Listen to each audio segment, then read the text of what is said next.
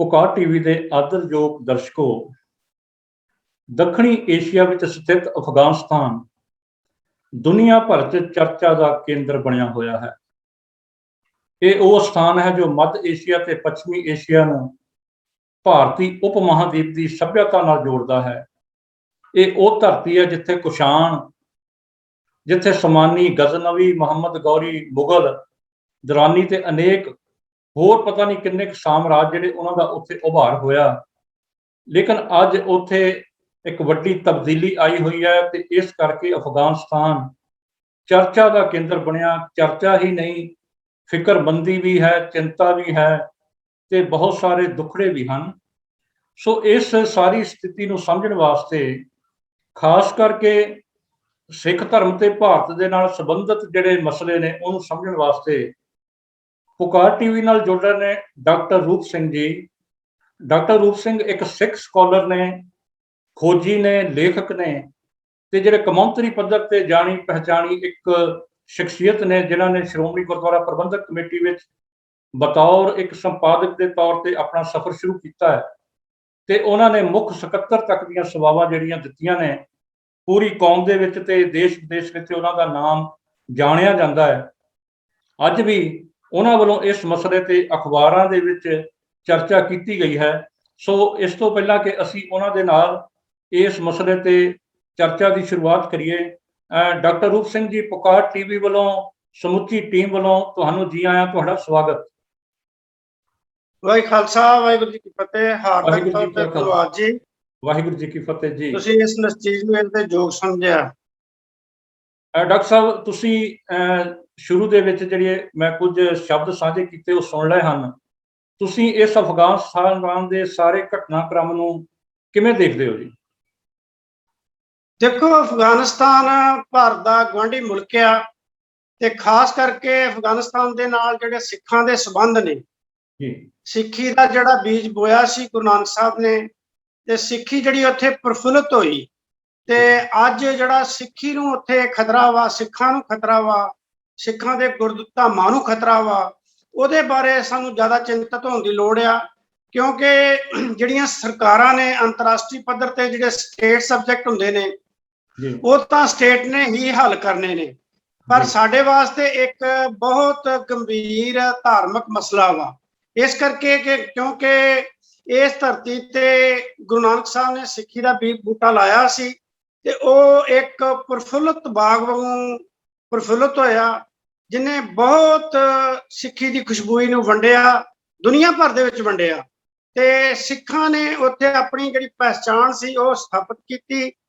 ਉਹਦੇ ਕਰਕੇ ਜਿਹੜੇ ਅੱਜ ਹਾਲਾਤ ਨੇ, ਕਿਉਂਕਿ ਜਿੱਥੇ ਸਿੱਖ ਹੋਣਗੇ ਉੱਥੇ ਗੁਰੂ ਘਰ ਹੋਣਗੇ, ਜਿੱਥੇ ਗੁਰੂ ਘਰ ਹੋਣਗੇ ਉੱਥੇ ਗੁਰੂ ਗ੍ਰੰਥ ਸਾਹਿਬ ਮਹਾਰਾਜ ਬਿਰਾਜਮਾਨ ਹੋਣਗੇ। ਤੇ ਅੱਜ ਸਾਡੀਆਂ ਜਿਹੜੀਆਂ ਚਿੰਤਾਵਾਂ ਨੇ ਉਹਨਾਂ ਆਪਣੇ ਸਿੱਖ ਭਰਾਵਾਂ ਪ੍ਰਤੀ ਸਾਨੂੰ ਚਿੰਤਤ ਹੋਣ ਦੀ ਲੋੜ ਆ, ਜਿਹੜੇ ਇੱਕ ਸਮੇਂ ਬਹੁਤ ਵੱਡੀ ਗਿਣਤੀ 'ਚ ਉੱਥੇ ਵਸਦੇ ਸੀ, ਕਾਰੋਬਾਰ ਵਪਾਰ ਕਰਦੇ ਸੀ, ਕਿਰਤ ਕਰਦੇ ਸੀ, ਨਾਮ ਜਪਦੇ ਸੀ, ਵੰਡ ਕੇ ਛਕਦੇ ਸੀ, ਸਿੱਖੀ ਦੇ ਸਿਧਾਂਤਾਂ ਅਨੁਸਾਰ ਜੀਵਨ ਜਿਉਂਦੇ ਸੀ। ਅੱਜ ਉਹਨਾਂ ਨੂੰ ਅਫਗਾਨਿਸਤਾਨ ਚੋਂ ਹਿਜਰਤ ਕਰਨੀ ਪੈ ਰਹੀ ਆ। ਹਿਜਰਤ ਸ਼ਬਦ ਜਿਹੜਾ ਨਾ, ਖਾਸ ਕਰਕੇ ਮੈਂ ਮਹਾਨ ਕੋਸ਼ਾਂ ਦੇ ਅਰਥ ਦੇਖ ਰਿਹਾ ਸੀ, ਉਹ ਵਿਛੋੜਾ ਵਾ ਜਿਹੜਾ ਕਿਸੇ ਦੇਸ਼ ਨੂੰ, ਆਪਣੀ ਜਨਮ ਭੂਮੀ ਨੂੰ ਛੱਡਣ ਲਈ ਸਹਾਰਨਾ ਪੈਂਦਾ ਵਾ। ਸਿੱਖਾਂ ਨੂੰ ਉੱਥੋਂ ਨਿਕਲਣਾ ਪਿਆ ਵਾ, ਹਿਜਰਤ ਕਰਨੀ ਪਈ ਆ ਬਹੁਤ ਵੱਡੀ ਗਿਣਤੀ 'ਚ। ਇਸ ਕਰਕੇ ਕੌਮੀ ਪੱਧਰ ਤੇ ਇਹ ਜਿਹੜੀ ਕੌਮੀ ਸਮੱਸਿਆ ਆਈ ਆ, ਮੈਂ ਸਮਝਦਾ ਕਿ ਇਹ ਸਿੱਖਾਂ ਦੀ ਜਿਹੜੀ ਆ ਸਥਾਨਕ ਸਮੱਸਿਆ ਨਹੀਂ ਹੈਗੀ, ਕਿਉਂਕਿ ਸਿੱਖ ਸਥਾਨਕ ਹੈ ਹੀ ਨਹੀਂ, ਸਿੱਖ ਵਿਸ਼ਵ ਦੇ ਸ਼ਹਿਰੀ ਨੇ। ਮੈਂ ਇਸ ਗੱਲ ਨੂੰ ਜੇ ਸ਼ੁਰੂ ਕਰਨਾ ਹੋਵੇ ਤਾਂ ਪ੍ਰੋਫੈਸਰ ਪੂਰਨ ਸਿੰਘ ਦੀ ਗੱਲ ਨਾਲ ਸ਼ੁਰੂ ਕਰਨਾ ਚਾਹੁੰਦਾ ਕਿ ਪ੍ਰੋਫੈਸਰ ਪੂਰਨ ਸਿੰਘ ਨੇ ਕਿਹਾ ਕਿ ਸਿੱਖ ਆਰ ਦਾ ਕਾਸਮਿਕ ਸਿਟੀਜ਼ਨ, ਸਿੱਖ ਬ੍ਰਹਿਮੰਡੀ ਸ਼ਹਿਰੀ ਨੇ ਤੇ ਬ੍ਰਹਿਮੰਡ ਦੇ ਵਿੱਚ ਸਿੱਖ ਵਸਦੇ ਨੇ।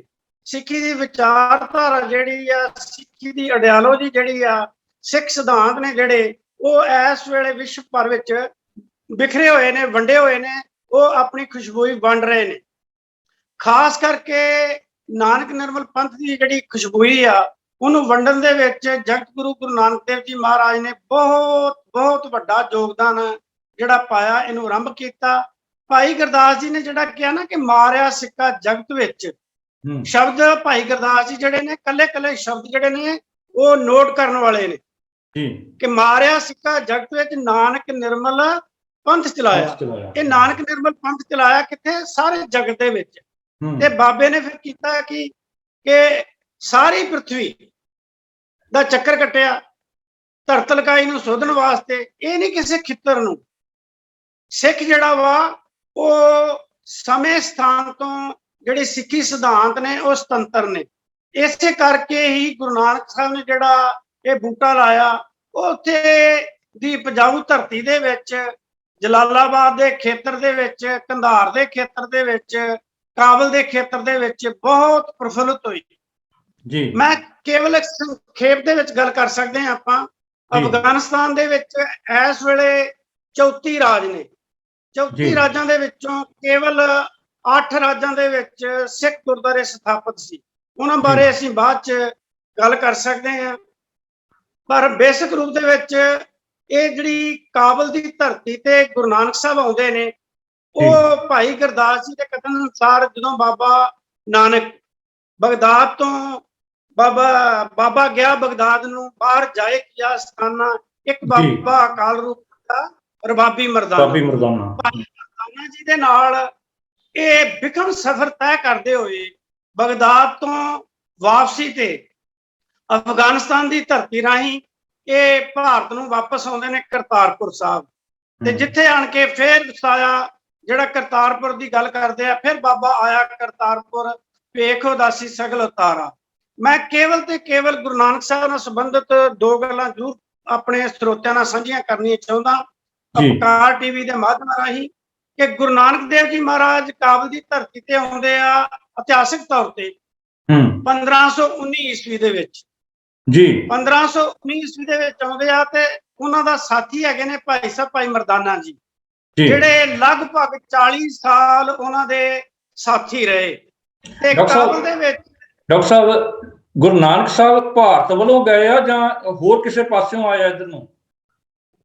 नहीं, भारत वालों जिहड़ी मैं जिहड़े हवाले देखे ने डॉक्टर गंडा सिंह दे, खास करके तेजा सिंह दे ट्रैवल ऑफ गुरु नानक, उन्हां अनुसार जिहड़ी ये यात्रा हुंदी आ ये काबल कंधार दी विशेष करके हुंदी आ। हवाले यही मिलते आ।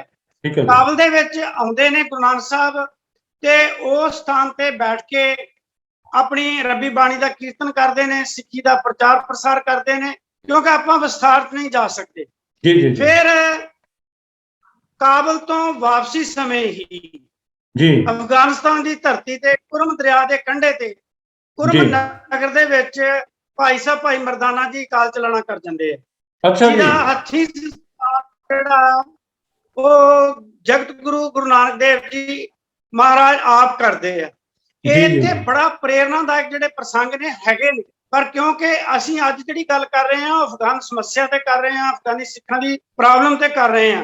अफगानिस्तान ते जिहड़ा सिख इतिहास नाल जुड़िया हुआ एक वखरा एपीसोड है बहुत वड्डा जी जी जी। खास करके जदों गुरु नानक साहब भाई मरदाना जी का संस्कार करके वापस आ जाते हैं, पंजा साहब के रस्ते नाल करतारपुर साहब पहुंच जाते हैं ते उदासियां जिहड़ियां ने वो बंद कर देंदे ने ते करतारपुर ही निवास करते हैं।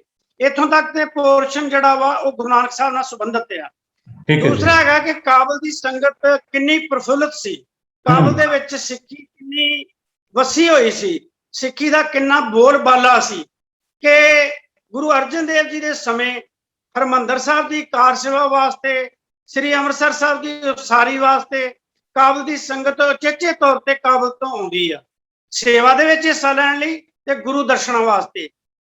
ते काबल की संगत का गुरु घर दे विच सत्कार कितना सी उहदा अंदाजा सी एक छोटी जी गल तो ला सकते हैं, जिहदी चश्मदीद जिहड़ी गवाही आ गुरुद्वारा पिपली साहब श्री अमृतसर साहब भरदा वा कि इस स्थान ते आण के जदों गुरु अर्जन देव जी महाराज नूं पता चलदा कि काबल की संगत जिहड़ी आ गुरु घर आ रही है, दर्शनां वास्ते आ रही है, कार सेवा लई आ रही है, संगती रूप च आ रही है, ते गुरु अर्जन देव जी महाराज खुद चल के पिपली साहब के स्थान पर पहुंचते हैं, संगत की सेवा करते हैं। इथों तक लिखिया कि संगत जोड़े झाड़ते हैं, उन्होंने टहल सेवा करते हैं, ते संगत भी हैरान हो जाती है। मैं इस उत्ते सिर्फ एक दृष्टांत दिता वा कि गुरु घर दे नाल अफगानी सिखां दा, काबली सिखां दा, वैसे मजबूरी है साडी ਕਿ ਅਸੀਂ ਸ਼ਬਦ ਵਰਤਦੇ ਹਾਂ ਅਫਗਾਨੀ ਸਿੱਖ, ਕਾਬਲੀ ਸਿੱਖ। ਸਿੱਖ ਤਾਂ ਸਿੱਖ ਆ, ਕਿਉਂਕਿ ਸਿੱਖ ਦਾ ਖੇਤਰ ਸੰਬੰਧ ਨਹੀਂ ਹੈਗਾ, ਪਰ ਉਸ ਥਾਂ ਤੋਂ ਉਸ ਧਰਤੀ ਕਰਕੇ ਆਪਾਂ ਇਹ ਸ਼ਬਦ, ਸਾਡੀ ਭਾਸ਼ਾ ਦੀ ਪ੍ਰੋਬਲਮ ਹੈ, ਇਸ ਕਰਕੇ ਆਪਾਂ ਵਰਤ ਰਹੇ ਹਾਂ। ਠੀਕ ਹੈ ਜੀ, ਠੀਕ। ਗੁਰੂ ਅਰਜਨ ਦੇਵ ਜੀ ਮਹਾਰਾਜ ਉਹਨਾਂ ਦਾ ਮਾਣ ਸਤਿਕਾਰ ਕਰਦੇ ਨੇ। ਇਹ ਸੰਗਤ ਦੀ ਜਿਹੜੀ ਆ ਆਮਦ ਨਿਰੰਤਰ ਜਾਰੀ ਰਹਿੰਦੀ ਹੈ। ਫਿਰ ਗੁਰੂ ਹਰਗੋਬਿੰਦ ਸਾਹਿਬ ਪਾਤਸ਼ਾਹ ਦਾ ਸਮਾਂ ਆ ਜਾਂਦਾ ਵਾ। ਗੁਰੂ ਹਰਗੋਬਿੰਦ ਪਾਤਸ਼ਾਹ ਦੇ ਸਮੇਂ 'ਚ ਲਗਭਗ 1628 ਦੇ ਵਿੱਚ ਭਾਈ ਸਾਹਿਬ ਭਾਈ ਗੁਰਦਾਸ ਜੀ ਨੂੰ ਕਾਬਲ ਦੇ ਵਿੱਚ ਘੋੜੇ ਖਰੀਦਣ ਲਈ ਭੇਜਿਆ ਜਾਂਦਾ। ਇਹਦਾ ਮਤਲਬ ਕਿ ਕਾਬਲ ਦੇ ਵਿੱਚ ਜਿਹੜਾ ਵਪਾਰ ਸੀ ਸਿੱਖਾਂ ਦਾ, ਉਹ ਚਰਮ ਸੀਮਾ ਤੇ ਸੀ। ਤੇ ਕਾਬਲ ਦੇ ਵਿੱਚ ਜਿਹੜੀ ਭਾਈ ਗੁਰਦਾਸ ਜੀ ਦੇ ਸਿੱਖੀ ਸਿੱਖ ਦੀ ਪਰਖ ਹੁੰਦੀ ਆ, ਉਹਦੇ ਵੀ ਹਵਾਲੇ ਭਾਈ ਗੁਰਦਾਸ ਜੀ ਆਪਣੀਆਂ ਵਾਰਾਂ ਦੇ ਵਿੱਚ ਦਿੰਦੇ ਨੇ।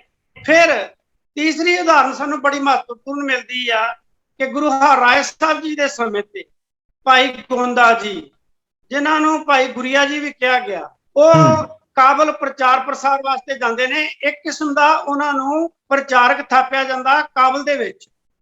ਤੇ ਭਾਈ ਗੋਂਦਾ ਜੀ ਦਾ ਜਿਹੜਾ, ਮੈਂ ਆਮ ਗੱਲ ਨਹੀਂ ਕਰ ਰਿਹਾ, ਮੈਂ ਮਹਾਨ ਕੋਸ਼ ਦੀ ਗੱਲ ਕਰ ਰਿਹਾ ਕਿ ਭਾਈ ਗੋਂਦਾ ਜੀ ਦੀ ਜਦੋਂ ਅਸੀਂ ਐਂਟਰੀ ਦੇਖਦੇ ਹਾਂ ਨਾ, ਭਾਈ ਗੁਰੀਆ ਜੀ ਦਾ ਨਾਮ ਹੀ ਉਹਨਾਂ ਦਾ ਆਉਂਦਾ ਵਾ। ਤੇ ਭਾਈ ਕਾਹਨ ਸਿੰਘ ਨਾਭਾ ਜਿਹੜਾ ਚੋਟੀ ਦੇ ਸਿੱਖ ਵਿਦਵਾਨ ਹੋਏ ਨੇ, ਉਹਨਾਂ ਨੇ ਇੱਕ ਹਵਾਲਾ ਦਿੱਤਾ ਬਹੁਤ ਪਿਆਰਾ। ਅੱਜ ਸਾਡੇ ਲੋਕ ਇਹਨਾਂ ਸਾਖੀਆਂ ਨੂੰ ਮੰਨਣ ਲਈ ਤਿਆਰ ਨਹੀਂ, ਇਤਿਹਾਸ ਨੂੰ ਮੰਨਣ ਨੂੰ ਤਿਆਰ ਨਹੀਂ, ਬਾਣੀ ਨੂੰ ਮੰਨਣ ਨੂੰ ਤਿਆਰ ਨਹੀਂ, ਵਿਚਾਰਧਾਰਾ ਨੂੰ ਮੰਨਣ ਨੂੰ ਤਿਆਰ ਨਹੀਂ, ਮਰਜ਼ਾਦਾ ਨੂੰ ਮੰਨਣ ਨੂੰ ਤਿਆਰ ਨਹੀਂ। ਮੈਂ ਉਹਨਾਂ ਦੀ ਗੱਲ ਨਹੀਂ ਕਰਦਾ। ਭਾਈ ਕਾਹਨ ਸਿੰਘ ਨਾਭਾ ਨੇ ਹਵਾਲਾ ਦਿੱਤਾ ਕਿ ਭਾਈ ਗੋਂਦਾ ਜੀ ਗੁਰੂ ਚਰਨਾਂ 'ਚ ਅਰਦਾਸ ਕਰਦੇ ਨੇ, ਬੇਬਲ ਹੋਏ ਕਿ ਕਾਬਲ ਦੇ ਵਿੱਚ ਬੈਠੇ ਨੇ ਤੇ ਪ੍ਰੇਮ ਦੇ ਵਿੱਚ ਗੁਰੂ ਹਰਿਰਾਏ ਸਾਹਿਬ ਜੀ ਦੇ ਚਰਨ ਜਿਹੜੇ ਨੇ ਪਕੜ ਲੈਂਦੇ ਨੇ। ਤੇ ਗੁਰੂ ਹਰਿਰਾਏ ਸਾਹਿਬ ਕੀਰਤਪੁਰ ਸਾਹਿਬ ਬਿਰਾਜਮਾਨ ਨੇ। ਸੰਗਤ ਪੁੱਛਦੀ ਆ ਕਿ ਅੱਜ ਗੁਰੂ ਸਾਹਿਬ ਹਿੱਲ ਨੇ, ਬੈਠੇ ਹੀ ਆ, ਉੱਠੇ ਹੀ ਨਹੀਂ ਗਏ, ਤੁਰੇ ਹੀ ਨਹੀਂ ਗਏ। ਸੰਗਤ ਨੇ ਪੁੱਛਿਆ ਕਿ ਗੁਰੂ ਸਾਹਿਬ ਤੁਸੀਂ ਮਤਲਬ ਉੱਠੇ ਨਹੀਂ, ਤੁਰੇ ਨਹੀਂ, ਮਤਲਬ ਆਮ ਤੌਰ ਤੇ ਤਾਂ ਹੁੰਦਾ ਨਾ ਕਿ ਸੰਗਤੀ ਰੂਪ ਦੇ ਵਿੱਚ ਗੁਰੂ ਸਾਹਿਬਾਨ ਸੈਰ ਵੀ ਕਰਦੇ ਨੇ, ਘੁੰਮਦੇ ਫਿਰਦੇ ਵੀ ਨੇ। ਤੇ ਗੁਰੂ ਜੀ ਕਹਿਣ ਲੱਗੇ ਕਿ ਭਾਈ ਮੇਰੇ ਵੱਸ 'ਚ ਨਹੀਂ ਹੈਗਾ, ਗੁਰੂ ਘਰ ਦੇ ਇੱਕ ਪ੍ਰੇਮੀ ਸਿੱਖ ਨੇ ਜਿਹੜੇ ਮੇਰੇ ਚਰਨ ਨੇ ਪਕੜੇ ਹੋਏ ਨੇ। ਇਹ ਹਵਾਲਾ ਭਾਈ ਸਾਹਿਬ ਭਾਈ ਕਾਹਨ ਸਿੰਘ ਨਾਭਾ ਦਾ, ਮੇਰਾ ਨਹੀਂ ਹਵਾਲਾ ਹੈਗਾ। ਸਪਿਰਚੁਅਲ ਸਾਇੰਸ ਇਹ ਸਪਿਰਚੁਅਲ ਸਾਇੰਸ ਹੈ, ਆਤਮ ਸਾਇੰਸ ਹੈ, ਜਿਹਨੂੰ ਹਰ ਕੋਈ ਨਹੀਂ ਸਮਝ ਸਕਦਾ। ਆਤਮ ਸਾਇੰਸ ਹੈ, ਆਤਮ ਸਾਇੰਸ ਹੈ। ਅੱਜ ਅਸੀਂ ਹੁਣ ਮੀਡੀਆ ਦੇ ਰਾਹੀਂ ਇੱਕ ਦੂਜੇ ਨਾਲ ਜੁੜਦੇ ਹੀ ਹਾਂ ਬਿਨਾਂ ਤਾਰਾਂ ਤੋਂ। ਉਹ ਤੇ ਸਮਰੱਥ ਗੁਰੂ ਸੀ, ਉਹ ਤਾਂ ਹਰ ਤਰ੍ਹਾਂ ਦਾ ਕੌਤਕ ਰਚ ਸਕਦੇ ਸੀ। ਜਿਹੜਾ ਕੰਮ ਅਸੀਂ ਨਹੀਂ ਕਰ ਸਕਦੇ ਉਹ ਸਾਨੂੰ ਕੌਤਕ ਲੱਗਦਾ ਵਾ, ਕਰਾਮਾਤ ਲੱਗਦੀ ਆ। ਪਰ ਗੁਰੂ ਸਮਰੱਥ ਆ, ਸਿੱਖ ਸਮਰੱਥ ਨੇ ਗੁਰੂ ਦੇ। ਬਿਲਕੁਲ। ਤੇ ਉਹ ਮਿਲਾਪ ਦੀ ਗੱਲ ਮੈਂ ਕਰ ਰਿਹਾ ਸਿਰਫ ਕਿ ਭਾਈ ਗੋਂਦਾ ਜੀ ਕਾਬਲ ਦੇ ਵਿੱਚ ਪ੍ਰਚਾਰ ਲਈ ਜਾਂਦੇ ਨੇ, ਗੁਰੂ ਹਰਿਰਾਏ ਸਾਹਿਬ ਦੇ ਨਾਲ ਸੰਪਰਕ ਰਹਿੰਦੇ ਨੇ, ਸੰਗਤੀ ਰੂਪ ਸੰਪਰਕ ਰਹਿੰਦੇ ਨੇ। ਉਹਨਾਂ ਨੇ ਫਿਰ ਉੱਥੇ ਇੱਕ ਮੰਜੀ ਸਥਾਪਿਤ ਕੀਤੀ। ਅੱਜ ਵੀ ਉੱਥੇ ਗੁਰੂ ਹਰਿਰਾਏ ਸਾਹਿਬ ਦੇ ਨਾਂ ਤੇ ਪਾਵਨ ਪਵਿੱਤਰ ਸਥਾਨ ਜਿਹੜਾ ਵਾ ਉਹ ਸੁਭਾਈਮਾਨ ਆ। ਮੈਂ ਇਹ ਕੁਝ ਉਦਾਹਰਨਾਂ ਤਾਂ ਦਿੱਤੀਆਂ ਨੇ ਕਿ ਇਤਿਹਾਸਕ ਤੌਰ ਤੇ ਕਾਬਲ ਦੀ ਸੰਗਤ ਦੇ ਨਾਲ, ਕਾਬਲ ਦੇ ਸਿੱਖਾਂ ਦੇ ਨਾਲ ਸਿੱਖੀ ਦਾ ਸੰਬੰਧ ਜਿਹੜਾ ਉਹ ਗੁਰੂ ਪੀਰੀਅਡ ਦੇ ਵਿੱਚ ਬੜੀ ਵੱਡੀ ਪੱਧਰ ਤੇ ਰਿਹਾ। ਫਿਰ ਸਮਾਂ ਆ ਜਾਂਦਾ ਗੁਰੂ ਕਾਲ ਤੋਂ ਬਾਅਦ, ਮਤਲਬ ਸਿੱਖ ਮਿਸਲਾਂ ਦਾ, ਉਸ ਵੇਲੇ ਵੀ ਸੰਪਰਕ ਰਿਹਾ। ਸਿੱਖ ਰਾਜ ਆ ਜਾਂਦਾ, ਮਹਾਰਾਜਾ ਰਣਜੀਤ ਸਿੰਘ ਦਾ ਅਸੀਂ ਕਹਿੰਦੇ ਆ, ਹਰੀ ਸਿੰਘ ਨਲਵੇ ਦਾ ਜ਼ਿਕਰ ਜਿਹੜਾ ਆਉਂਦਾ। ਅੱਜ ਵੀ ਅਫਗਾਨਿਸਤਾਨ ਦਾ ਜਿਹੜਾ ਮਸਲਾ ਵਾ, ਅਫਗਾਨਿਸਤਾਨ ਤੇ ਅਮਰੀਕਾ ਦੀਆਂ ਫੌਜਾਂ ਕਿੰਨੀ ਦੇਰ ਦੀਆਂ ਬੈਠੀਆਂ ਨੇ, ਅਫਗਾਨਿਸਤਾਨ ਨੂੰ ਕੋਈ ਫਤਿਹ ਨਹੀਂ ਕਰ ਸਕਿਆ। ਇਹ ਜਾਣੀ ਹੋਈ ਸੱਚਾਈ ਆ। ਪਰ ਕੇਵਲ ਤੇ ਕੇਵਲ ਗੁਰੂ ਘਰ ਦੇ ਇੱਕ ਲਾਲ ਹਰੀ ਸਿੰਘ ਨਲਵੇ ਨੇ ਅਫਗਾਨਿਸਤਾਨ ਨੂੰ ਫਤਿਹ ਕੀਤਾ ਸੀ ਤੇ ਕੇਸਰੀ ਪਰਚਮ ਜਿਹੜੇ ਸੀ ਉਹ ਕਾਬਲ ਕੰਧਾਰ ਤੇ ਚਲਾਏ ਸੀ।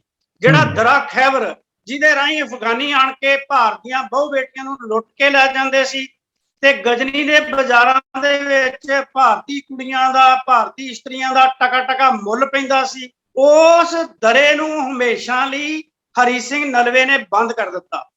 ਕਾਬਲੀ ਲੋਕ, ਮੈਨੂੰ ਗਿਆਨੀ ਸੋਹਣ ਸਿੰਘ ਸੀਤਲ ਦੀ ਇੱਕ ਲਾਈਨ ਚੇਤੇ ਆਉਂਦੀ ਆ ਕਿ ਅਫਗਾਨੀ ਲੋਕ ਅੱਜ ਵੀ ਭਾਰਤ ਦੇ ਵਿੱਚ ਆਉਂਦੇ ਨੇ ਤੇ ਉਹ ਕਹਿੰਦਾ ਕਿ ਆਉਂਦੇ ਨੇ, ਪਹਿਲਾਂ ਆਉਂਦੇ ਸੀ ਭਾਰਤ ਦੀ ਇੱਜ਼ਤ ਨੂੰ ਲੁੱਟਣ ਵਾਸਤੇ, ਭਾਰਤ ਦੀਆਂ ਬਹੁ ਬੇਟੀਆਂ ਨੂੰ ਲੁੱਟਣ ਵਾਸਤੇ, ਭਾਰਤ ਦੇ ਮੰਦਿਰਾਂ ਨੂੰ ਢਾਉਣ ਵਾਸਤੇ। ਅੱਜ ਆਉਂਦੇ ਨੇ ਭਾਰਤ ਦੇ ਮੰਦਿਰਾਂ ਨੂੰ ਬਣਾਉਣ ਵਾਸਤੇ, ਮਿਸਤਰੀਆਂ ਦੇ ਰੂਪ ਦੇ ਵਿੱਚ, ਡਰਾਈ ਫਰੂਟ ਵੇਚਣ ਦੇ ਰੂਪ ਦੇ ਵਿੱਚ, ਕੱਪੜਿਆਂ ਦੇ ਰੂਪ ਦੇ ਵੇਚਣ ਦੇ ਵਿੱਚ, ਅੱਜ ਮੰਗਤਿਆਂ ਦੇ ਰੂਪ ਵਿੱਚ ਆਉਂਦੇ ਨੇ। ਇਹ ਜਿਹੜਾ ਬੰਨ ਲਾਇਆ ਸੀ ਉਹ ਹਰੀ ਸਿੰਘ ਨਲਵੇ ਨੇ ਲਾਇਆ ਸੀ। ਇਸ ਕਰਕੇ ਕਾਬਲ ਦੀ ਧਰਤੀ ਦੇ ਨਾਲ ਜਿਹੜਾ ਸਿੱਖਾਂ ਦਾ ਸੰਬੰਧ ਆ ਉਹ ਰੋਮ ਰੋਮ ਤੋਂ ਜੁੜਿਆ ਹੋਇਆ ਵਾ। ਸਿੱਖੀ ਦੀ ਖੁਸ਼ਬੂਈ, ਕਿਉਂਕਿ ਜਿੱਥੇ ਗੁਰੂ ਸਾਹਿਬਾਨ ਦੇ ਚਰਨ ਪੈ ਗਏ ਉਹ ਧਰਤ ਸੁਹਾਵੀ ਹੋ ਗਈ। ਉਹਨਾਂ ਧਰਤੀਆਂ ਤੇ ਸਿੱਖਾਂ ਨੇ ਆਪਣੀ ਪ੍ਰੀਤ ਦੇ ਵਿੱਚ, ਪਿਆਰ ਦੇ ਵਿੱਚ, ਭਾਵਨਾ ਦੇ ਵਿੱਚ, ਸਮਰਪਿਤ ਭਾਵਨਾ ਦੇ ਵਿੱਚ, ਕਮਿਟਮੈਂਟ ਦੇ ਨਾਲ ਗੁਰੂ ਘਰ ਸਾਰ ਲਏ। ਤੇ ਉਹਨਾਂ ਗੁਰੂ ਘਰਾਂ ਦਾ ਹੁਣ ਜਿਹੜਾ ਵਿਛੋੜਾ ਪੈ ਰਿਹਾ ਸਿੱਖਾਂ ਲਈ ਸਭ ਤੋਂ ਵੱਡਾ ਉਹ ਹਿੱਸਾ ਹੈ। ਡਾਕਟਰ ਸਾਹਿਬ, ਦੋ ਸਕੂਲ ਆਫ ਥਾਟ ਚੱਲ ਰਹੇ ਨੇ। ਜਦੋਂ ਹੁਣ ਤਾਲਿਬਾਨ ਦਾ ਉੱਥੇ ਕਬਜ਼ਾ ਹੋ ਗਿਆ, ਉਹਨਾਂ ਦੀ ਸਰਕਾਰ ਸਥਾਪਿਤ ਹੋ ਗਈ ਹੈ, ਇੱਕ ਤੇ ਕੁਝ ਤਾਲਿਬਾਨ ਦੇ ਹੱਕ ਵਿੱਚ ਭੁਗਤ ਰਹੇ ਨੇ, ਇੱਕ ਉਹ ਥਾਟ ਹੈ ਜਿਹੜਾ ਤਾਲਿਬਾਨ ਦੇ ਵਿਰੋਧ ਵਿੱਚ ਭੁਗਤ ਰਿਹਾ, ਇੱਕ ਉਹ ਥਾਟ ਹੈ ਜਿਹੜਾ ਤੁਹਾਡੇ ਵਰਗੇ ਬੁੱਧੀਜੀਵੀਆਂ ਤੋਂ ਜਾਣਨਾ ਚਾਹੁੰਦਾ ਵੀ ਅਸਲੀਅਤ ਕੀ ਹੈ, ਨਿਰਪੱਖਤਾ ਕੀ ਹੈ। ਲੇਕਿਨ ਇੱਕ ਗੱਲ ਜਿਹੜੀ ਸਾਰਿਆਂ ਨੂੰ ਭੈ ਦਿੰਦੀ ਹੈ ਜਾਂ ਡਰ ਦਿੰਦੀ ਹੈ, ਇੱਕ ਉਦਾਹਰਣ ਹੈ ਕਿ ਉੱਥੇ ਇੱਕ ਬਾਮਿਆਨ ਦੇ ਵਿੱਚ ਸਥਿਤ ਬੁੱਧ ਦੀਆਂ ਦੋ ਮੂਰਤੀਆਂ ਸੀ, ਜਿਹੜੀਆਂ 1500 ਸਾਲ ਤੋਂ ਵੀ ਪੁਰਾਣੀਆਂ ਮੂਰਤੀਆਂ ਸੀ। ਉਹਨਾਂ ਨੂੰ ਤਾਲਿਬਾਨ ਨੇ 2001 ਵਿੱਚ ਗੋਲੀਆਂ ਨਾਲ ਉਡਾਉਣ ਦਾ ਯਤਨ ਕੀਤਾ, ਉਹ ਮੂਰਤੀਆਂ ਨਹੀਂ ਟੁੱਟੀਆਂ। ਫਿਰ ਉਹਨਾਂ ਨੇ ਬੰਬ ਸੁੱਟੇ ਤੇ ਬੰਬ ਸੁੱਟ ਕੇ ਉਹ ਮੂਰਤੀਆਂ ਤੋੜ ਦਿੱਤੀਆਂ। ਜਦੋਂ ਇਹੋ ਜਿਹੀ ਕੋਈ ਮਾਨਸਿਕਤਾ ਵਾਲੇ ਲੋਕ ਹੋਣ, ਅੱਜ ਉਹਨਾਂ ਦੀ ਮਾਨਸਿਕਤਾ ਕੀ ਹੈ, ਇਹ ਤੇ ਵਿਚਾਰ ਕਰਨਾ ਬਣਦਾ ਹੈ। ਤੇ ਫਿਰ ਤੇ ਡਰ ਪੈਦਾ ਹੁੰਦਾ ਕਿ ਸਾਡੇ ਗੁਰਦੁਆਰੇ, ਸਾਡੇ ਗੁਰਧਾਮ, ਗੁਰ ਅਸਥਾਨ, ਸਾਡੇ ਗੁਰੂ ਗ੍ਰੰਥ ਸਾਹਿਬ ਉੱਥੇ ਨੇ, ਉਹਨਾਂ ਦਾ ਮਾਣ ਸਤਿਕਾਰ ਕਿਵੇਂ ਬਹਾਲ ਰਹੇਗਾ ਜਾਂ ਕੀ ਭਵਿੱਖ ਹੋਏਗਾ? ਦੇਖੋ, ਜਿਹੜਾ ਉੱਥੋਂ ਦਾ ਭਵਿੱਖ ਹੈ ਨਾ, ਜਿਹੜੀ ਬਹੁ ਗਿਣਤੀ ਹੁੰਦੀ ਆ, ਤਾਲਿਬਾਨ ਦੇ ਵਿੱਚ ਵੀ ਚੰਗੇ ਬੰਦੇ ਹੋ ਸਕਦੇ ਆ ਜਿਹੜੇ ਘੱਟ ਗਿਣਤੀਆਂ ਨੂੰ ਬਚਾਉਣ ਦੇ ਹੱਕ 'ਚ ਹੋਣ, ਮੂਰਤੀਆਂ ਨੂੰ ਨਾ ਤੋੜਨ, ਗੁਰਦੁਆਰਿਆਂ ਨੂੰ ਨਾ ਨੁਕਸਾਨ ਪਹੁੰਚਾਉਣ, ਬੜੀ ਚੰਗੀ ਗੱਲ ਹੈਗੀ ਆ। ਪਰ ਇੱਕ ਗੱਲ ਜਿਹੜੀ ਸਾਡੇ 'ਚ ਸਿਧਾਂਤਕ ਤੌਰ ਤੇ ਪ੍ਰਵਾਨ ਕੀਤੀ ਗਈ ਆ, ਉਹ ਹੈਗੀ ਆ ਕਿ ਪੰਥ ਕੀ ਰਹੇਗੀ ਤੇ ਗ੍ਰੰਥ ਕੀ ਰਹੇਗੀ। ਜੇ ਪੰਥ ਨਾ ਰਿਹਾ, ਸਿੱਖ ਨਾ ਅਫਗਾਨਿਸਤਾਨ 'ਚ ਰਹੇ ਤੇ ਗ੍ਰੰਥ ਦਾ ਮਾਣ ਸਤਿਕਾਰ ਵੀ ਨਹੀਂ ਰਹਿ ਸਕਣਾ, ਗੁਰਦੁਆਰਿਆਂ ਦਾ ਮਾਣ ਸਤਿਕਾਰ ਜਿਹੜਾ ਵਾ ਉਹ ਕਾਇਮ ਨਹੀਂ ਰਹਿ ਸਕਣਾ। ਗੁਰਦੁਆਰੇ ਜਿਹੜੇ ਨੇ ਉਹ ਸਾਡੇ ਲਈ ਪਰਮ ਪਵਿੱਤਰ ਸਥਾਨ ਨੇ, ਗੁਰੂ ਘਰ ਪਰਮ ਪਵਿੱਤਰ ਸਥਾਨ ਨੇ। ਸ਼ਬਦ ਗੁਰੂ ਸਾਡੇ ਵਾਸਤੇ ਗੁਰੂ ਆ, ਜਿੰਦ ਜਾਨ ਤੋਂ ਪਿਆਰਾ ਵਾ, ਜੁਗ ਜੁਗ ਟਾਲਿਆ। ਅਸੀਂ ਹੁਕਮ ਦੇ ਰੂਪ ਵਿੱਚ ਚੱਲਦੇ ਆ। ਸਿੱਖ ਨੇ ਹਰ ਸਿੱਖ ਦਾ ਪਰਮ ਧਰਮ ਕਰਤੱਵ ਆ, ਟੈਕਨੀਕਲੀ ਪਰਮ ਧਰਮ ਕਰਤੱਵ ਆ ਸਿੱਖ ਦਾ ਕਿ ਉਹ ਗੁਰੂ ਗ੍ਰੰਥ ਤੇ ਗੁਰੂ ਪੰਥ ਨੂੰ ਸਮਰਪਿਤ ਹੋਵੇ। ਪਹਿਲੀ ਸ਼ਰਤ ਇੱਕੋ ਹੀ ਆ ਕਿ ਗੁਰੂ ਗ੍ਰੰਥ ਤੇ ਗੁਰੂ ਪੰਥ ਨੂੰ ਸਮਰਪਿਤ ਹੋ ਕੇ ਗੁਰਬਾਣੀ ਦੀ ਰੋਸ਼ਨੀ ਵਿੱਚ ਸਿੱਖ ਰਹਿਤ ਮਰਜ਼ਾਦਾ ਅਨੁਸਾਰ ਆਪਣਾ ਜੀਵਨ ਜਿਉਣ ਦਾ ਯਤਨ ਕਰੇ, ਕਿਉਂਕਿ ਗੁਰੂ ਕਿਰਪਾ ਕਰਦਾ। ਸਿੱਖ ਦੀ ਸਿੱਖੀ ਜਿਹੜੀ ਆ ਉਹ ਆਪਣੀ ਨਹੀਂ ਹੈਗੀ। ਮੈਂ ਇੱਕ ਹਵਾਲਾ ਦੇਣਾ ਚਾਹੁੰਦਾ, ਭਾਈ ਸਾਹਿਬ ਭਾਈ ਗੁਰਦਾਸ ਜੀ ਦਾ ਇੱਕ ਬੜਾ ਪਿਆਰਾ ਕਥਨ ਹੈ। ਭਾਈ ਸਾਹਿਬ ਭਾਈ ਗੁਰਦਾਸ ਜੀ ਕਹਿੰਦੇ ਆ, ਸਤਿਗੁਰ ਟੁੱਠੇ ਪਾਈਏ। ਇਹ ਸ਼ਬਦ ਜਿਹੜਾ ਨਾ ਬੜਾ ਹੀ ਕੀਮਤੀ ਆ। ਸਤਿਗੁਰ ਟੁੱਠੇ ਪਾਈਏ, ਸਾਧ ਸੰਗਤ ਗੁਰਮਤ ਗੁਰਸਿੱਖੀ। ਕਿ ਜੇ ਗੁਰੂ ਕਿਰਪਾ ਕਰ ਦੇਵੇ ਤੇ ਅਸੀਂ ਸਾਧ ਸੰਗਤ ਦੇ ਵਿੱਚ ਜਾਂਦੇ ਆ, ਸਾਧ ਸੰਗਤ ਦੇ ਵਿੱਚੋਂ ਸਾਨੂੰ ਗੁਰਮਤ ਦੀ ਸਿੱਖਿਆ ਮਿਲਦੀ ਆ। ਗੁਰਮਤ ਦੀ ਸਿੱਖਿਆ ਮਿਲੇਗੀ ਤਾਂ ਅਸੀਂ ਸਿੱਖ ਹੋਵਾਂਗੇ, ਤੇ ਮਿਲੇਗੀ ਤਾਂ ਜੇ ਗੁਰੂ ਕਿਰਪਾ ਕਰੇਗਾ। ਗੁਰੂ ਜਿੰਨਾ ਚਿਰ ਕਿਰਪਾ ਨਹੀਂ ਕਰਦਾ ਅਸੀਂ ਗੁਰਦੁਆਰੇ ਨਹੀਂ ਜਾ ਸਕਦੇ, ਅਸੀਂ ਬਾਣੀ ਨਹੀਂ ਪੜ੍ਹ ਸਕਦੇ, ਅਸੀਂ ਬਾਣੀ ਦੇ ਅਨੁਸਾਰ ਜੀਵਨ ਨਹੀਂ ਜੀਉ ਸਕਦੇ, ਅਸੀਂ ਬਾਣੀ ਦਾ ਮਾਣ ਸਤਿਕਾਰ ਨਹੀਂ ਕਰ ਸਕਦੇ, ਸਿੱਖ ਭਰਾਵਾਂ ਦਾ ਮਾਣ ਸਤਿਕਾਰ ਨਹੀਂ ਕਰ ਸਕਦੇ, ਉਹਨਾਂ ਦੀ ਮਦਦ ਨਹੀਂ ਕਰ ਸਕਦੇ, ਸਰਬੱਤ ਦਾ ਭਲਾ ਨਹੀਂ ਕਰ ਸਕਦੇ। ਸਾਰਾ ਨਿਰਭਰ ਜਿਹੜਾ ਸਿੱਖ ਦਾ ਜੀਵਨ ਆ ਉਹ ਅਕਾਲ ਪੁਰਖ ਵਾਹਿਗੁਰੂ ਦੀ ਬਖਸ਼ਿਸ਼ ਤੇ ਆ, ਗੁਰੂ ਸਾਹਿਬਾਨ ਦੀ ਕਿਰਪਾ ਤੇ ਆ। ਜਦੋਂ ਗੁਰੂ ਨਾਨਕ ਟੁੱਟ ਜਾਂਦਾ ਵਾ ਤੇ ਸਿੱਖ ਜਿਹੜਾ ਵਾ ਬੜਾ ਬਲਵਾਨ ਹੋ ਜਾਂਦਾ ਵਾ, ਉਹ ਸਭ ਕੁਝ ਕਰਨ ਦੇ ਸਮਰੱਥ ਹੋ ਜਾਂਦਾ। ਸਿੱਖਾਂ ਨੇ ਬੜੀ ਹਿੰਮਤ ਕੀਤੀ। ਅਫਗਾਨਿਸਤਾਨ ਦੇ ਵਿੱਚ ਬਹੁਤ ਹਮਲਾਵਰ ਆਏ, ਅਫਗਾਨਿਸਤਾਨ ਨੇ ਵੀ ਬਹੁਤ ਦੇਸ਼ਾਂ ਤੇ ਹਮਲੇ ਕੀਤੇ, ਭਾਰਤ ਨੇ ਹਮਲੇ ਕੀਤੇ, ਪਰ ਇਹਨਾਂ ਹਾਲਾਤਾਂ ਦੇ ਬਾਵਜੂਦ ਸਿੱਖ ਉੱਥੇ ਵਸਦੇ ਰਹੇ। ਉਹ ਕਦੇ ਕਰਕੇ ਵਸਦੇ ਰਹੇ? ਉਹਨਾਂ ਕੋਲ ਸਿਰਫ ਤੇ ਸਿਰਫ ਇੱਕੋ ਸ਼ਕਤੀ ਸੀ, ਤਨ ਦੀ ਸ਼ਕਤੀ ਨਾਲ ਨਹੀਂ ਸੀ ਵਸਿਆ ਜਾ ਸਕਦਾ। ਉਹ ਮਨ ਦੀ ਸ਼ਕਤੀ ਨਾਲ ਵਸੇ ਨੇ, ਉਹ ਬਾਣੀ ਦੇ ਸਿਧਾਂਤਾਂ ਅਨੁਸਾਰ ਵਸੇ ਨੇ, ਨਾਨਕ ਨਿਰਮਲ ਪੰਥ ਦੀ ਵਿਚਾਰਧਾਰਾ ਨਾਲ ਵਸੇ ਸੀ। ਉਹਨਾਂ ਨੇ ਆਪਣੀ ਖੁਸ਼ਬੂਈ ਨੂੰ ਵੰਡਿਆ ਤੇ ਅਫਗਾਨਿਸਤਾਨ ਦੇ ਵਿੱਚ ਬੜੇ ਹੀ ਖੁਸ਼ਹਾਲ ਰਹਿੰਦੇ ਸੀ। ਮੈਂ ਇਹ ਗੱਲ ਮੰਨਦਾ ਕਿ ਗੁਰੂ ਸਾਹਿਬਾਨ ਤੋਂ ਬਾਅਦ, ਹਰੀ ਸਿੰਘ ਨਲਵੇ ਤੋਂ ਬਾਅਦ ਕੋਈ ਵੀ ਸੰਸਥਾਗਤ ਰੂਪ ਦੇ ਵਿੱਚ ਅਫਗਾਨਿਸਤਾਨ ਦੇ ਵਿੱਚ ਪ੍ਰਚਾਰ ਪ੍ਰਸਾਰ ਦੇ ਕਾਰਜ ਨਹੀਂ ਹੋਏ। ਮੈਨੂੰ ਕੇਵਲ ਕੁਝ ਇੱਕ ਉਦਾਹਰਨਾਂ ਮਿਲੀਆਂ। ਮੈਂ ਕਿਉਂਕਿ ਮੈਨੂੰ ਇੱਕ ਐਡੀਟਰ ਦਾ ਫੋਨ ਆਇਆ ਸੀ ਪੰਜਾਬੀ ਜਾਗਰਣ ਦਾ ਕਿ ਤੁਸੀਂ ਲੇਖ ਲਿਖੋ ਅਫਗਾਨਿਸਤਾਨ ਬਾਰੇ। ਮੈਨੂੰ ਪੜ੍ਹਨਾ ਪਿਆ। ਚਲੋ ਪੜ੍ਹਨਾ ਸਾਡਾ ਧਰਮ ਆ, ਅਫਗਾਨਿਸਤਾਨ ਦੇ ਸਿੱਖਾਂ ਬਾਰੇ ਜਾਣਨਾ ਸਾਡਾ ਕਰਮ ਆ, ਸਾਨੂੰ ਜਾਣਨ ਲਈ ਮੈਨੂੰ ਪੜ੍ਹਨਾ ਪਿਆ। ਕੇਵਲ ਤੇ ਕੇਵਲ ਬਹੁਤ ਥੋੜੇ ਹਵਾਲੇ ਪ੍ਰੇਮ ਸਿੰਘ ਹੋਤੀ ਮਰਦਾਨ ਜਿਹੜੇ ਬਹੁਤ ਵੱਡੇ ਸਿੱਖ ਇਤਿਹਾਸਕਾਰ ਹੋਏ, ਉਹਨਾਂ ਨੇ ਪ੍ਰਚਾਰ ਪ੍ਰਸਾਰ ਦਾ ਯਤਨ ਕੀਤਾ। ਇੱਕ ਨਿਹੰਗ ਸਿੰਘਾਂ ਦੇ ਵਿੱਚੋਂ ਅਕਾਲੀ ਕੌਰ ਸਿੰਘ, ਨਿਹੰਗ ਸਿੰਘ ਜਥੇਬੰਦੀ ਜਿਹੜੀ ਆ ਸਿੱਖੀ ਦੀ ਖੁਸ਼ਬੂਈ ਨੂੰ ਵੰਡਣ ਦੇ ਵਿੱਚ ਬਹੁਤ ਵੱਡਾ ਯੋਗਦਾਨ ਪਾਉਂਦੀ ਆ। ਤੇ ਮੈਂ ਹੈਰਾਨ ਹੁੰਨਾ ਕਿ ਸਿੱਖਾਂ ਦੇ ਵਿੱਚ, ਨਿਹੰਗ ਸਿੰਘਾਂ ਦੇ ਵਿੱਚ ਏਡੇ ਏਡੇ ਵਿਦਵਾਨ ਬੰਦੇ ਹੈਗੇ ਆ।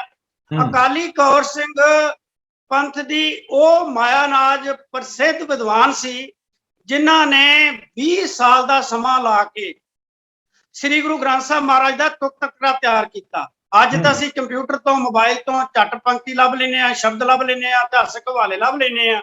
ਉਹਨਾਂ ਨੇ ਤੁਕ ਤਕੜਾ ਉਸ ਵੇਲੇ ਤਿਆਰ ਕੀਤਾ।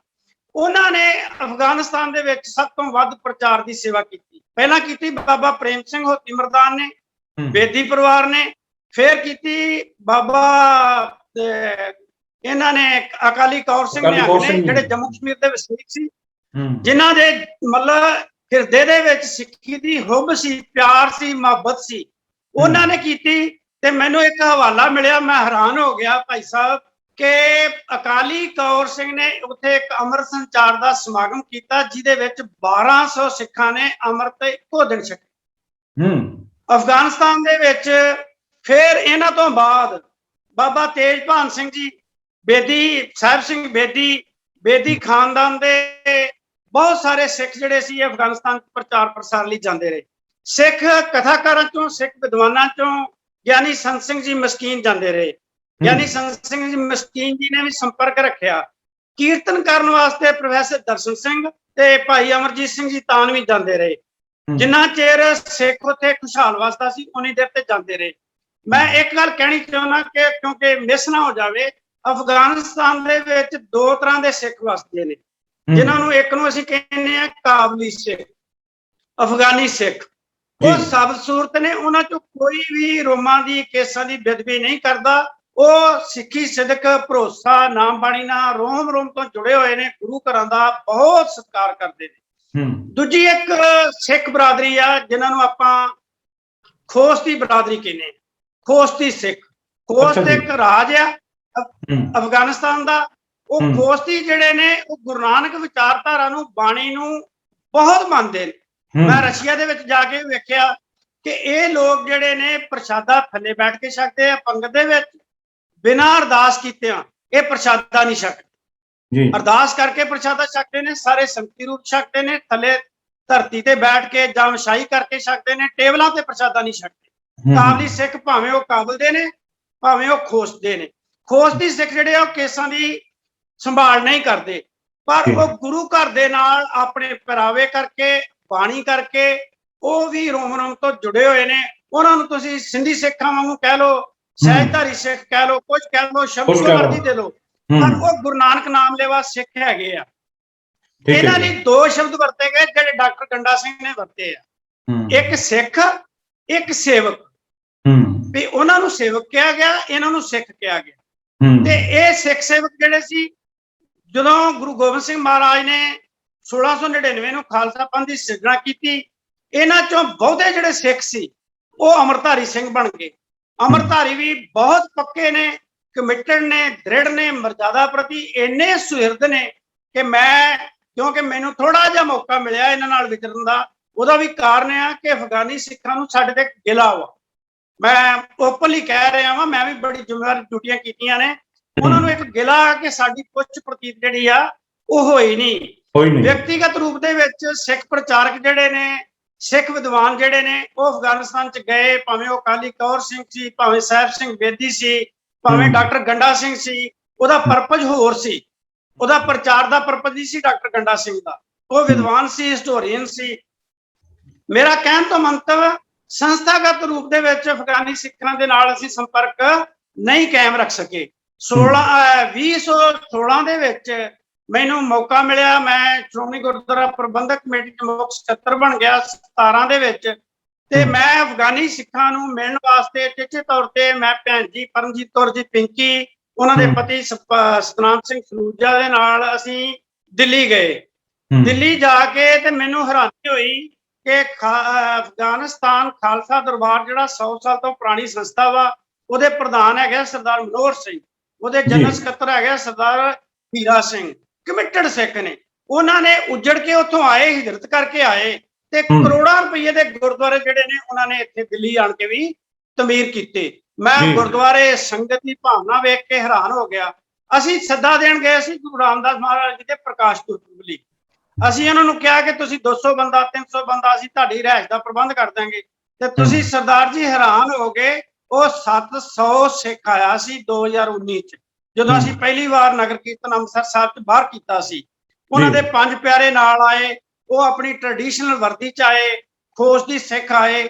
ਉਹ ਇੰਨੇ ਖੁਸ਼ ਹੋਏ ਕਿ ਸਾਨੂੰ ਗੁਰੂ ਘਰ ਵੱਲੋਂ ਆਵਾਜ਼ ਮਾਰੀ ਗਈ ਹੈ। ਮੇਰਾ ਕਹਿਣ ਤੋਂ ਮਤਲਬ ਵੀ ਉਹਨਾਂ ਨੂੰ ਗਿਲਾ ਵਾ ਕਿ ਸਾਡੇ ਨਾਲ ਸੰਸਥਾਗਤ ਤੌਰ ਤੇ ਸੰਪਰਕ ਚ ਅਸੀਂ ਨਹੀਂ ਰਹਿ ਸਕੇ। ਹਾਲਾਂਕਿ ਸ਼੍ਰੋਮਣੀ ਗੁਰਦੁਆਰਾ ਪ੍ਰਬੰਧਕ ਕਮੇਟੀ ਨੇ ਜਦੋਂ ਉੱਥੇ ਬੰਬ ਕਾਂਡ ਹੋਇਆ, ਜਿਹੜੇ ਹਿਜਰਤੀ ਆਏ ਉਹਨਾਂ ਦੀ ਸੇਵਾ ਸੰਭਾਲ ਦੇ ਵਿੱਚ ਬਹੁਤ ਵੱਡਾ ਯੋਗਦਾਨ ਪਾਇਆ, ਉਹਨਾਂ ਦੀ ਮਾਇਕ ਸਹਾਇਤਾ ਵੀ ਕੀਤੀ, ਪਰ ਅਸੀਂ ਉੱਥੇ ਜਾ ਨਹੀਂ ਸਕੇ। ਇਹ ਗਿਲਾ। ਮੈਂ ਦੂਸਰਾ ਹਵਾਲਾ ਇੱਕ ਦੇਣਾ ਚਾਹੁੰਦਾ ਕਿ ਸਿੱਖ ਵਿਦਵਾਨਾਂ ਚੋਂ 2 ਸਤੰਬਰ 1952 ਨੂੰ ਡਾਕਟਰ ਗੰਡਾ ਸਿੰਘ ਅਫਗਾਨਿਸਤਾਨ ਜਾਂਦੇ ਆ। ਹਾਲਾਤ ਉਦੋਂ ਵੀ ਠੀਕ ਨਹੀਂ ਸੀ ਹੈਗੇ। ਉਹ ਮਤਲਬ ਬਾਈ 에ਅਰ ਗਏ ਨੇ, ਪਾਕਿਸਤਾਨ ਦਾ ਰਸਤਾ ਸੀ, ਸੜਕੀ ਰਸਤਾ ਬੰਦ ਸੀ। ਬਾਈ 에ਅਰ ਜਾਣ ਕਰਕੇ ਉਹਨਾਂ ਨੂੰ ਪੂਰਾ ਦਿਨ ਲੱਗ ਗਿਆ। ਉਹ 30 ਦਿਨ ਅਫਗਾਨਿਸਤਾਨ ਚ ਰਹੇ। ਉਹਨਾਂ ਦਾ ਪਰਪਸ, ਉਹਨਾਂ ਨੇ ਜਿਹੜਾ ਆਪਣੀ ਕਿਤਾਬ ਚ ਲਿਖਿਆ ਅਫਗਾਨਿਸਤਾਨ ਦਾ ਸਫ਼ਰ, ਬੜੀ ਵਧੀਆ ਕਿਤਾਬ ਹੈ ਡਾਕਟਰ ਗੰਡਾ ਸਿੰਘ ਦੀ। ਸ਼੍ਰੋਮਣੀ ਕਮੇਟੀ ਨੇ ਵੀ ਛਾਪੀ ਸੀ ਪਰ ਦੁਬਾਰਾ ਨਹੀਂ ਛਾਪ ਸਕੇ। ਹੁਣ ਉਹ ਖਾਲਸਾ ਕਾਲਜ ਅੰਮ੍ਰਿਤਸਰ ਸਾਹਿਬ ਵਾਲਿਆਂ ਨੇ ਛਾਪ ਦਿੱਤੀ ਆ ਡਾਕਟਰ ਗੰਡਾ ਸਿੰਘ ਦੀ ਕਿਤਾਬ। ਸਿੰਘ ਬ੍ਰਦਰ ਵਾਲਿਆਂ ਕੋਲ ਮਿਲ ਸਕਦੀ ਆ ਜੇ ਕਿਸੇ ਨੇ ਪੜ੍ਹਨੀ ਹੋਵੇ। ਉਹ 30 ਦਿਨ ਦੇ ਸਫ਼ਰ ਦੌਰਾਨ ਉਹਨਾਂ ਦਾ ਪਰਪਸ ਸੀ ਵੀ ਅਫਗਾਨਿਸਤਾਨ ਦੇ ਗੁਰਦੁਆਰੇ ਗੁਰਧਾਮਾਂ ਦੇ ਦਰਸ਼ਨ ਕਰਨੇ। ਦਰਸ਼ਨ ਕਰਨ ਦਾ ਭਾਵ ਮੱਥਾ ਟੇਕਣਾ ਨਹੀਂ ਹੈਗਾ, ਜਾਣਨਾ ਵਾ।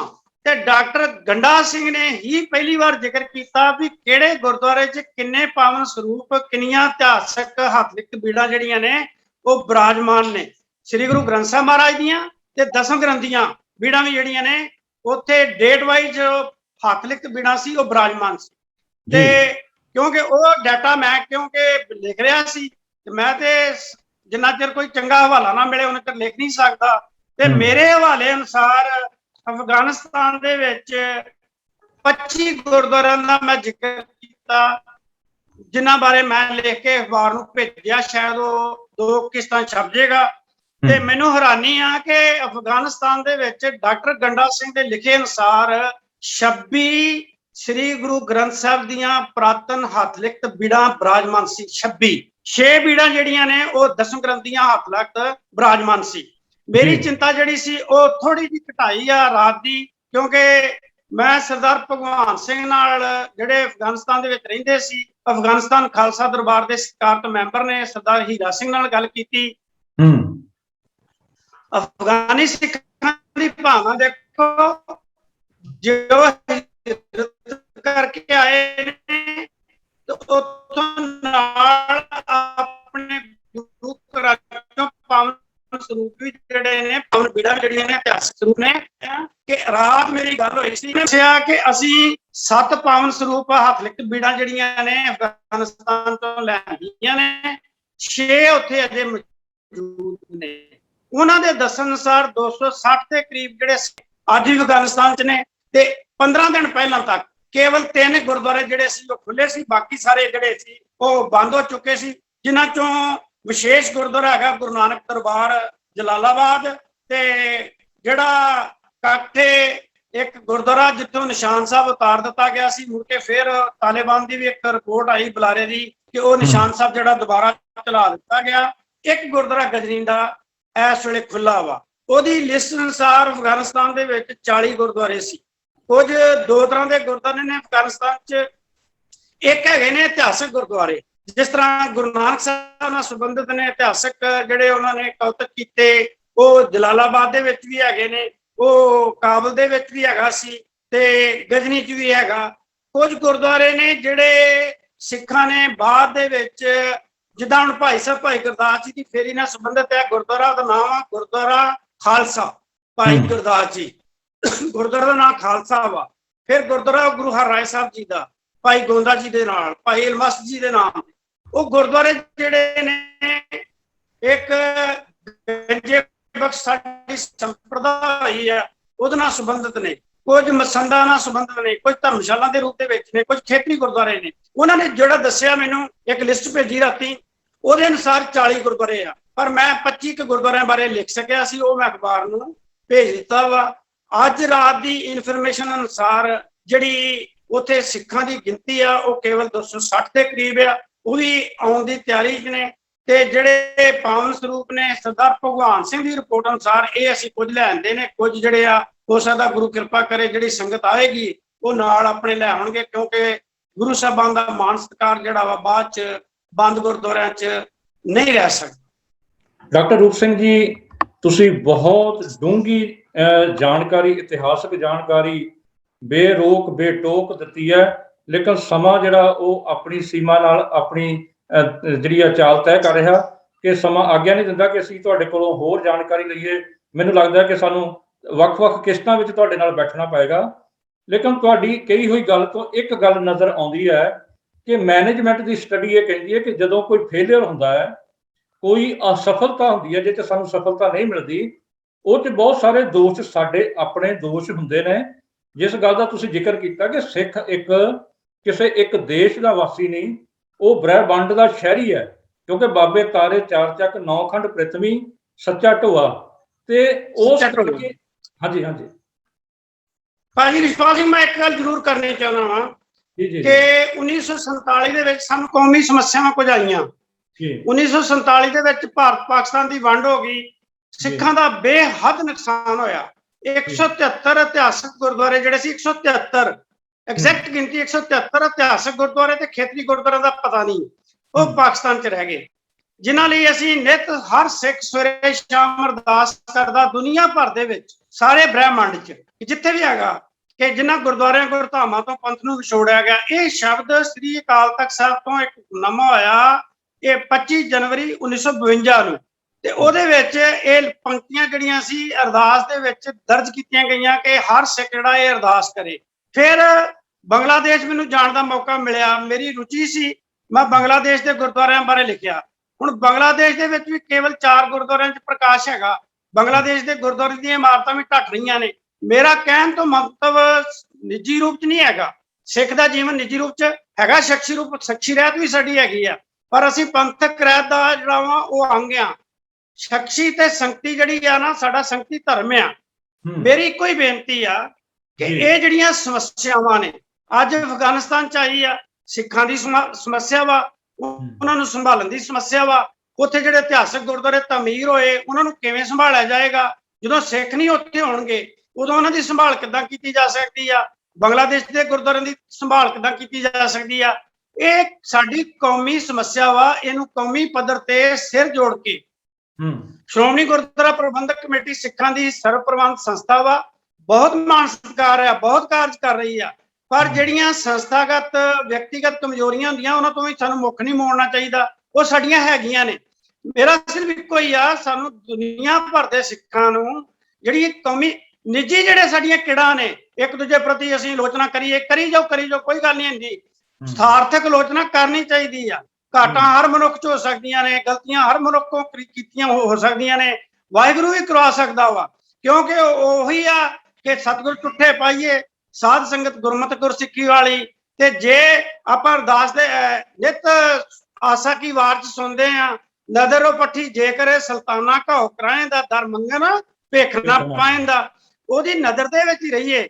ਪਰ ਇੱਕ ਜ਼ਰੂਰ ਆ ਕਿ ਸਾਨੂੰ ਇਸ ਵੇਲੇ ਕੌਮੀ ਪੱਧਰ ਤੇ ਸਾਰੇ ਵਿਤਕਰੇ ਵਖਰੇਵੇਂ ਭੁੱਲ ਕੇ, ਨਿੱਜੀ ਸਮੱਸਿਆਵਾਂ ਖੇਤਰੀ ਸਮੱਸਿਆਵਾਂ ਭੁੱਲ ਕੇ, ਜਿਹੜੀਆਂ ਸਾਡੀ ਅੰਤਰਰਾਸ਼ਟਰੀ ਸਮੱਸਿਆਵਾਂ ਇਸ ਵੇਲੇ ਬਣੀ ਆ, ਆਉਣ ਵਾਲੇ ਸਮੇਂ 'ਚ ਵੀ ਕੋਈ ਬਣ ਸਕਦੀ ਆ, ਉਹਦੇ ਪ੍ਰਤੀ ਸਾਨੂੰ ਜ਼ਰੂਰ ਸਥਿਰਤਾ ਦੇ ਨਾਲ ਸੋਚਣਾ ਚਾਹੀਦਾ। ਮੈਂ ਤੁਹਾਡਾ ਧੰਨਵਾਦ ਇਸ ਕਰਕੇ ਕਰਦਾ ਕਿ ਤੁਸੀਂ ਜਿਹੜੀ ਸਾਡੀ ਕੌਮੀ ਸਮੱਸਿਆ ਵਾ, ਦੁੱਖ ਦੀ ਰਗ ਤੇ ਹੱਥ ਧਰਿਆ ਵਾ। ਹੋ ਸਕਦਾ ਕਿ ਮੇਰੇ ਬੋਲਣ ਦੇ ਨਾਲ ਕੁਝ ਹੋਰਨਾਂ ਨੂੰ ਵੀ ਭਾਵਨਾ ਪ੍ਰਗਟ ਹੋਵੇ ਤੇ ਅਸੀਂ ਇਹਦੇ ਕੋਈ ਹੱਲ ਲਈ, ਮੇਰਾ ਇੱਕੋ ਹੀ ਦਰਦ ਆ ਕਿ ਜਿਹੜੇ ਪਾਵਨ ਸਰੂਪ ਅਫਗਾਨਿਸਤਾਨ 'ਚ ਰਹਿ ਜਾਣਗੇ ਉਹਨਾਂ ਦਾ ਕੀ ਬਣੇਗਾ, ਜਿਹੜੀਆਂ ਇਮਾਰਤਾਂ ਉੱਥੇ ਰਹਿ ਜਾਣਗੀਆਂ ਉਹਨਾਂ ਦਾ ਕੀ ਬਣੇਗਾ? ਕੋਈ ਅੰਤਰਰਾਸ਼ਟਰੀ ਪੱਧਰ ਤੇ ਅਸੀਂ ਨਹੀਂ ਕਰ ਸਕਦੇ, ਭਾਰਤੀ ਨਹੀਂ ਕਰ ਸਕਦੇ, ਜਿਹੜੇ ਸਾਡੇ ਭਰਾ ਯੂਕੇ 'ਚ ਆ, ਇੰਗਲੈਂਡ 'ਚ ਆ, ਕੈਨੇਡਾ 'ਚ ਨੇ, ਆਸਟ੍ਰੇਲੀਆ 'ਚ ਨੇ, ਜਿੱਥੇ ਉਹਨਾਂ ਨੇ ਸਿੱਖਾਂ ਦਾ ਵਾਸਾ ਕਰਨਾ ਵਾ, ਉੱਥੇ ਨਾਲ ਦੀ ਨਾਲ ਇਸ ਜਿਹੜੀ हैगी लोड़ है साडी ਉਹਦੇ ਪ੍ਰਤੀ ਵੀ ਸੁਹਿਰਦ ਹੋਣ ਦੀ ਬੜੀ ਵੱਡੀ ਲੋੜ ਆ। ਉਦਾਂ ਤਾਂ ਮੈਨੂੰ ਬੜੀ ਖੁਸ਼ੀ ਹੋਈ ਆ ਕਿ ਜਿਹੜੀਆਂ ਸਿੱਖ ਆਰਗੇਨਾਈਜੇਸ਼ਨ ਨੇ, ਸਿੱਖ ਸੰਸਥਾਵਾਂ ਨੇ, ਉਹ ਵੱਡੀ ਪੱਧਰ ਤੇ ਕੰਮ ਕਰ ਰਹੀਆਂ ਨੇ, ਸਿੱਖਾਂ ਨੂੰ ਉੱਥੋਂ ਕੱਢਣ ਦੇ ਵਿੱਚ ਵੀ ਮਦਦ ਕਰ ਰਹੀਆਂ ਨੇ, ਉਹਨਾਂ ਨੂੰ ਵਸਾਉਣ 'ਚ ਵੀ ਕਰ ਰਹੀਆਂ ਨੇ। ਕੈਨੇਡਾ ਸਰਕਾਰ ਵੀ ਕਰ ਰਹੀ ਆ, ਇੰਗਲੈਂਡ ਦੇ ਵਿੱਚ ਵੀ ਬਹੁਤ ਸਾਰੇ ਅਫਗਾਨੀ ਸਿੱਖ ਵਸ ਰਹੇ ਨੇ। ਪਰ ਸਾਡੀ ਜਿਹੜੀ ਆ ਨਾ ਲੋੜ ਆ ਕਿ ਜਿਨ੍ਹਾਂ ਗੁਰਦੁਆਰਿਆਂ ਦੇ ਵਿੱਚ ਅਸੀਂ ਨਿਤ ਸਵੇਰੇ ਸ਼ਾਮ ਜਾ ਕੇ ਸਾਡੀ ਅਰਦਾਸ ਦੇ ਵਿੱਚੋਂ, ਮਰਜ਼ਾਦਾ ਦੇ ਵਿੱਚੋਂ ਸਾਡਾ ਡਿਸਪਲਿਨ ਆ ਕਿ ਸਿੱਖ ਨੇ ਗੁਰਦੁਆਰੇ ਜਾਣਾ ਹੀ ਜਾਣਾ, ਤੇ ਉਹਨਾਂ ਗੁਰਦੁਆਰਿਆਂ ਨੂੰ ਜਦੋਂ ਬੰਦ ਹੋਣਗੇ ਉਹਨਾਂ ਦੀ ਕੀ ਸਥਿਤੀ ਹੋਵੇਗੀ। ਸਾਨੂੰ ਇਸ ਸਮੱਸਿਆ ਪ੍ਰਤੀ ਗੰਭੀਰ ਹੋਣ ਦੀ ਬਹੁਤ ਲੋੜ ਆ, ਕੌਮੀ ਪੱਧਰ ਤੇ ਲੋੜ ਆ, ਜਿਹਦੇ ਵਿੱਚ ਸਾਰੇ ਆਪਣੇ ਨਿੱਜੀ ਖੇਤਰੀ ਵਿਤਕਰੇ ਵਖਰੇਵੇਂ ਭੁੱਲ ਕੇ, ਆਪਣੀਆਂ ਆਲੋਚਨਾਵਾਂ ਭੁੱਲ ਕੇ ਸਾਨੂੰ ਇਹਦੇ ਪ੍ਰਤੀ ਸੁਚੇਤ ਹੋਣ ਦੀ। ਡਾਕਟਰ ਸਾਹਿਬ, ਤੁਹਾਡਾ ਬਹੁਤ ਹੀ ਨਿੱਘਰ ਸੁਨੇਹਾ ਕਿ ਸਾਨੂੰ ਕੌਮਾਂਤਰੀ ਪੱਧਰ ਤੇ ਕੇਵਲ ਸਿੱਖ ਭਾਈਚਾਰੇ ਨਾਲ ਹੀ ਤਾਲਮੇਲ ਨਹੀਂ ਕਾਇਮ ਕਰਨ ਦੀ ਲੋੜ, ਸਾਨੂੰ ਪੂਰੇ ਵਿਸ਼ਵ ਦੇ ਭਾਈਚਾਰੇ ਨਾਲ ਵਿਸ਼ਵ ਸ਼ਾਂਤੀ ਲਈ ਆਪਣਾ ਨਿਰੰਤਰ ਜਿਹੜਾ ਤਾਲਮੇਲ ਰੱਖਣਾ ਬਹੁਤ ਜ਼ਰੂਰੀ ਹੈ। ਤੇ ਡਾਕਟਰ ਸਾਹਿਬ, ਸਮਾਂ ਆਗਿਆ ਨਹੀਂ ਦਿੰਦਾ ਕਿ ਤੁਹਾਡੇ ਕੋਲ ਹੋਰ ਸਵਾਲਾਂ ਦੇ ਜਵਾਬ ਲੈ ਸਕੀਏ। ਇਹ ਨਵੇਂ ਸਮੀਕਰਨ ਜਿਹੜੇ ਕੀ ਬਣਦੇ ਨੇ ਰਾਜਸੀ ਦ੍ਰਿਸ਼ ਦੇ, ਇਹ ਅਜੇ ਭਵਿੱਖ ਦੇ ਗਰਭ ਵਿੱਚ ਨੇ, ਲੇਕਿਨ ਇਹ ਜ਼ਰੂਰ ਹੈ ਕਿ ਅਫਗਾਨ ਦੇ ਲੋਕ ਜਿਹੜੇ ਨੇ 19 ਅਗਸਤ 1919 ਨੂੰ ਜਿਹੜੀ ਬਰਤਾਨਵੀ ਕੰਟਰੋਲ ਤੋਂ ਉਹ ਮੁਕਤ ਹੋ ਕੇ ਆਜ਼ਾਦੀ ਲਈ ਸੀ, ਉਹਨਾਂ ਨੇ ਉਸ ਦਿਹਾੜੇ ਤੇ ਉਹਨਾਂ ਨੇ ਤਾਲਿਬਾਨ ਨੂੰ ਖੁੱਲੀ ਚੁਣੌਤੀ ਦਿੱਤੀ ਹੈ ਔਰ ਇਸ ਤਬਦੀਲੀ ਪ੍ਰਤੀ ਉਹਨੇ ਤਿੱਖੀ ਆਪਣੀ ਅਸਹਿਮਤੀ ਪ੍ਰਗਟ ਕੀਤੀ ਹੈ। ਹੋ ਸਕਦਾ ਇਹੋ ਜਿਹੀਆਂ ਜਦੋਂ ਆਵਾਜ਼ਾਂ ਉੱਠਣਗੀਆਂ ਤੇ ਤਾਲਿਬਾਨ ਵੀ ਆਪਣਾ ਕੋਈ ਸੰਤੁਲਨ ਸਮਤੋਲ ਬਣਾ ਸਕਣ ਤੇ ਝੂਲ ਤੇ ਨਿਸ਼ਾਨ ਰਹੇ ਸਿੱਖ ਪੰਥ ਮਹਾਰਾਜ ਕੇ ਉਹ ਜਿਹੜੇ ਨੇ ਨਿਸ਼ਾਨ ਹਮੇਸ਼ਾ ਝੂਲਦੇ ਹੀ ਰਹਿਣਗੇ। ਤੇ ਤੁਹਾਡੇ ਵਰਗੇ ਸ਼ਖਸੀਅਤਾਂ ਤੇ ਸਾਡੀਆਂ ਮਾਣਮੱਤੀਆਂ ਸਿੱਖ ਕੌਮ ਦੀਆਂ ਸੰਸਥਾਵਾਂ ਉਹ ਅਜਿਹੇ ਯਤਨ ਕਰਨਗੀਆਂ ਕਿ ਅਸੀਂ ਆਪਣੇ ਦੇਸ਼ਾਂ ਦੇ ਖੇਤਰਾਂ ਦੇ ਉੱਪਰੋਂ ਉੱਠ ਕੇ, ਉਸ ਪੱਧਰ ਤੋਂ ਉੱਠ ਕੇ ਕੌਮਾਂਤਰੀ ਭਾਈਚਾਰੇ ਦੇ ਤੌਰ ਤੇ ਅਸੀਂ ਇਸ ਸਾਰੇ ਪ੍ਰਣਾਲੀ ਨੂੰ, ਸਾਰੇ ਸਿਸਟਮ ਨੂੰ ਸੰਭਾਲ ਸਕੀਏ। ਸੋ ਡਾਕਟਰ ਰੂਪ ਸਿੰਘ ਜੀ, ਤੁਸੀਂ ਬਹੁਤ ਆਪਣਾ ਕੀਮਤੀ ਸਮਾਂ ਦਿੱਤਾ ਹੈ ਤੇ ਵੱਡਮੁੱਲੇ ਵਿਚਾਰਾਂ ਦੀ ਸਾਂਝ ਕੀਤੀ ਹੈ। ਸਾਨੂੰ ਆਸ ਹੈ ਕਿ ਸਾਨੂੰ ਹੋਰ ਅਗਲੀਆਂ ਕਿਸ਼ਤਾਂ ਵਿੱਚ ਤੁਹਾਡੇ ਨਾਲ ਜੁੜਨਾ ਪਏਗਾ ਤੇ ਤੁਸੀਂ ਜੁੜੋਗੇ। ਤੁਹਾਡਾ ਬਹੁਤ ਬਹੁਤ ਧੰਨਵਾਦ।